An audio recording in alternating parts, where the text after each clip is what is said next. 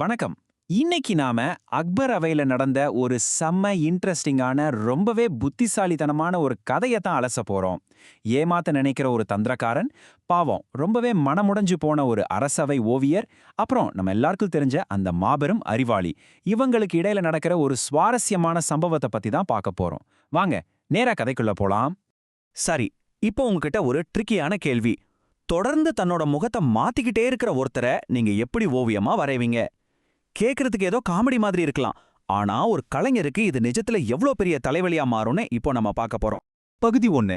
அரசவை ஓவியரின் தர்ம சங்கடம். ஃபசல்ஜியோட நிலைமைய இப்ப பார்க்கலாம். அரசவை ஓவியரான ஃபசில்ஜியை தேடி லியாகத் அலி அப்படின்னு ஒருத்தன் வர்றான். அவன் ஒரு விசித்திரமான கோரிக்கையை வைக்கிறான். அதாவது அவனோட உருவத்தை துல்லியமா வரையணுமா. துல்லியம்னா என்ன? ஒவ்வொரு சின்ன விஷயமும் ஒரு முடி கூட மாறாம அப்படியே அச்சசலா இருக்கணும்.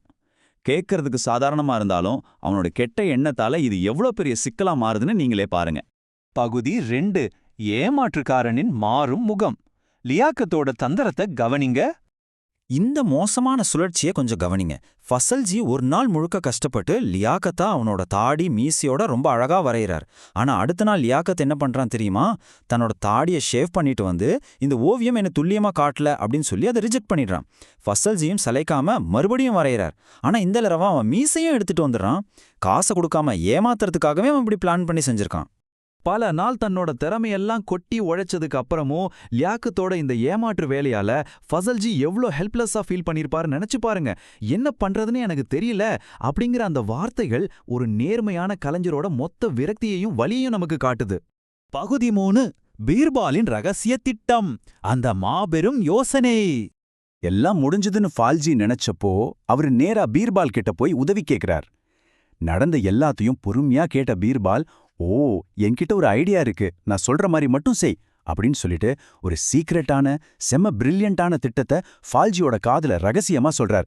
இவ்ளோ பெரிய பிரச்சனைக்கு ஒரு சூப்பரான தீர்வு கிடைக்க போகுது. அடுத்த நாள் என்ன நடந்துச்சு தெரியுமா? லியாகத் அலி வழக்கம் போல ரொம்ப திமிரா வந்து, என் ஓவியம் ரெடியா அப்படின்னு கேக்குறான். ஃபசில்ஜியும் எந்த தயக்கமும் இல்லாம ஆமான்னு சிரிச்சுக்கிட்டே சொல்லி பேக் பண்ணப்பட்ட ஒரு மர்மமான பார்சலை அவன்கிட்ட கொடுக்கறாரு. பகுதி 4. சரியான கண்ணாடி. இப்போ அந்த மர்மம் விலக போகுது. சரி, அந்த பார்சல்குள்ள உண்மையிலே என்னதான் இருந்துச்சு? அதை பிரிச்சு பார்த்த லியாக்கத்துக்கு செம்ம கோபம் வருது. ஏன்னா உள்ளே ஓவியத்துக்கு பதிலா ஒரு கண்ணாடி இருந்துச்சு. நீங்களே யோசிச்சு பாருங்க, ஒரு ஓவியம் எப்பவுமே வரைஞ்சப்போ எப்படி இருந்ததோ அப்படியே தான் இருக்கும். ஆனா ஒரு கண்ணாடி, நீங்க உங்க முகத்தை எப்படி மாத்தினாலும் அதுக்கேத்த மாதிரி உடனே துல்லியமா மாறிடும் இல்லையா? ஒரு ஏமாத்துக்காரனுக்கு ஈடு கொடுக்கக்கூடிய ஒரே பொருள் கண்ணாடி மட்டும்தானே. நான் ஓவியம் கேட்டா நீ கண்ணாடியை கொடுத்திருக்கியேன்னு லியாக்கத் சத்தம் போட்டப்போ ஃபசல்ஜி எந்த பயமும் இல்லாம ரொம்ப கான்ஃபிடென்ட்டா இந்த பதில சொல்றாரு. ஆமாம், ஏன்னா ஒரு கண்ணாடி மட்டும்தான் உங்களோட அந்த துல்லியமான தேவைகளை பூர்த்தி செய்ய முடியும். இந்த ஷார்ப்பான பதில கேட்ட உடனே லியாக்கத்துக்கு தான் செஞ்ச தப்பு புரிஞ்சிடுச்சு.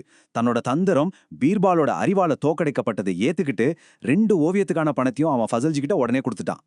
சோ உண்மையோடும் புத்திசாலித்தனத்தோடும் செயல்பட்டா எந்த ஒரு ஏமாற்று வேலையும் நாம முறியடிக்கலாம் அப்படிங்கறதா இந்த அலசல்ல இருந்து நாம கத்துக்கிற பாடம். யாராவது உங்ககிட்ட தந்திரமா நடந்துகிட்டா அவங்கள நேர்மையான வழியில உங்களால கண்டிப்பா வீழ்த்த முடியும். இது உங்களை கொஞ்சம் யோசிக்க வைக்கட்டும். உங்களை சுத்தி இருக்கிற பிரச்சனைகளை தீர்க்க உங்களோட சொந்த கண்ணாடியை நீங்க எப்படி பயன்படுத்த போறீங்க?